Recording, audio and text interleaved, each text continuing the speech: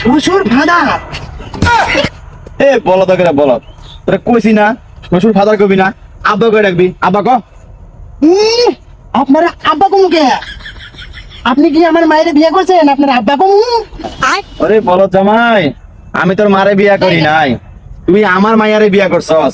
আমার মাইয়া আব্বা করে ডাকে, তা তুই আমার আব্বা করে ডাকবি। আর জামাই হইছে ছেলের মতন, তা আব্বা করে ডাকিস, শ্বশুর ফাদার করে ডাকিস না। আমি আপনার মায়ের বিয়ে করি নাই, আমি শাশুড়ি মায়ের বিয়ে করছি। এই বলদ জামাই, আমি যদি তোর শাশুড়ি বিয়া না করতাম তাহলে তোর বউ জন্ম হইতো? হ্যাঁ, ওটা তো আমারই মাইয়া রে। না, আপনার পেট থেকে তো হয় নাই, আমার শাশুড়ি পেট থেকে হয়েছে। এই বলদ রে কেমনে বুঝাই? আল্লাহ দিলা একটা জামাই, তোর বলদ জামাই দিলা, তা কিছুই বুঝে না আমার। আব্বা আমার বলত করবেন না, আমি সবই বুঝি, আমি কিন্তু চালাক জামাই। তুমি যে কেমন চালাক তা আমি হারে হারে বুঝতাছি। আমার মাইয়ারে দিয়া বলো তো করে বলো, আইবি না আমার লগে। শ্বশুর ফাদার, আপনি কই যান? আমি মরতে যাই, মরতে।